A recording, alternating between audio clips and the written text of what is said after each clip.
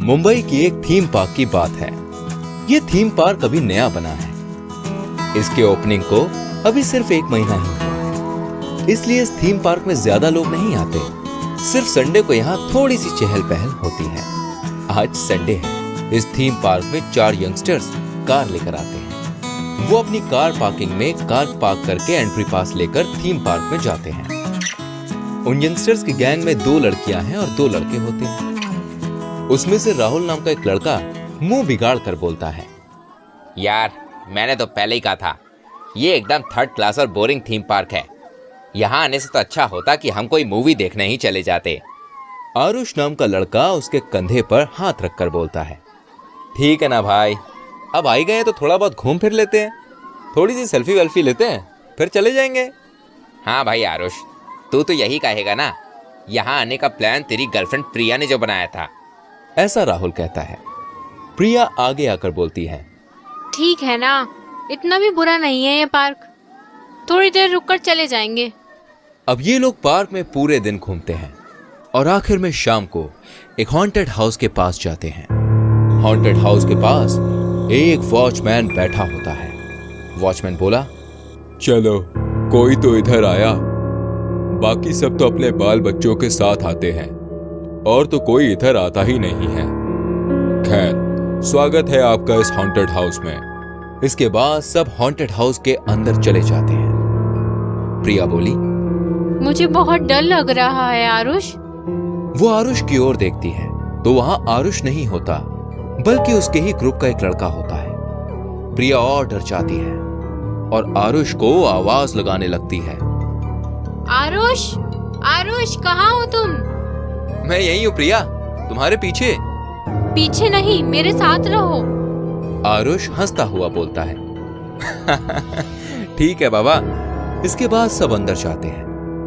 वो आगे बढ़ते हैं तो एक कंकाल उनके सामने आकर गिरता है। सब लोग चौंक जाते हैं, लेकिन इसको एक मजाक समझकर वहां से चले जाते हैं। वहां अचानक ही एक चमगादड़ उड़ता हुआ आता है और इंसानी भाषा में बोलता है, तुम्हें क्या लगा ये हॉन्टेड हाउस कोई मजाक है क्या?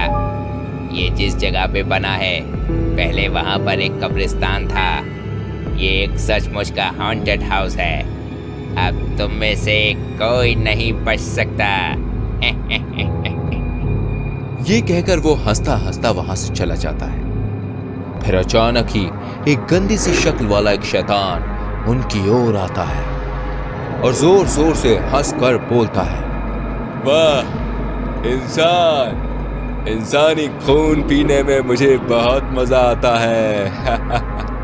सब लोग बहुत डर जाते हैं। वो शैतान ग्रुप में आई एक लड़की और राहुल को पकड़ लेता है और उन्हें वहां से उठाकर ले जाता है। थोड़ी देर बाद जहां वो शैतान गया था, उस ओर से खून की नदी निकलती है। प्रिया और आरुष दोनों बहुत डर जाते हैं। वो दोनों वहां से निकलकर आगे बढ़ते हैं। तभी वहां एक मम्मी दहाड़ता हुआ उनकी ओर आता है। अब तुम दोनों मेरे हाथों से नहीं बच सकते। आरुष अपनी जेब से लाइटर निकालता है। लाइटर की आग देखकर मम्मी पीछे की ओर जाता है। फिर आरुष लाइटर उसकी ओर फेंक देता है। नीचे पड़ी हुई घास जलने लगती है। मम्मी जोर जोर से दहाड़ता है। आरुष मौका देखकर प्रिया का हाथ पकड़कर वहां से फौरन ही निकल जाता है और थोड़ी दूर जाते ही दोनों को एक बाहर निकलने का दरवाजा दिखाई पड़ता है। आरुष प्रिया को लेकर उस रास्ते से बाहर निकल जाता है। उनके पीछे वो मम्मी दहाड़ता हुआ आता है। मम्मी देखकर आरुष वो दरवाजा बाहर से बांध देता है। आरुष प्रिया को उसके घर छोड़ने जाता है। तब प्रिया बोलती है, तुम्हें कैसे पता था कि वो मम्मी आग से डर जाएगा? अरे हम दोनों बच गए, बस इतना ही काफी है। लो तुम्हारा घर भी आ गया, जाओ जाओ आराम से जाओ, कल हम सारी बात करेंगे, ठीक है? इसके बाद आरुष वहां से चला जाता है। दूसरे दिन जब आरुष प्रिया से मिलता है, तब आरुष उसे देखकर खुश हो जाता है और उसे गले लगाकर बोलता है, सॉरी प्रिया, कल तुम जब खतरे में थी तब मैं तुम्हारे साथ नहीं था। वो हम जब अंदर जा रहे थे तब मुझे याद आया कि मैं अपना वॉलेट उस कैफे में भूल गया था जहां पर हम खाना खाने के लिए गए थे। इसलिए मैं वहां पर चला गया। और जब वापस आया तो आप लोग अंदर जा चुके थे। फिर मैं वहां आप लोगों का इंतजार करता रहा, लेकिन घंटों तक मुझे कोई नहीं दिखा। यहां तक कि मुझे वॉचमैन भी दिखाई नहीं दिया। अगर मुझे दिखी तो वो सिर्फ खून की नदियां। मैं डर गया था, इसलिए मैं घर चला गया। I am so sorry Priya, I am so sorry. Priya ये बात सुनकर चौंक जाती कि अगर वो आरुष नहीं था तो आखिर कौन था।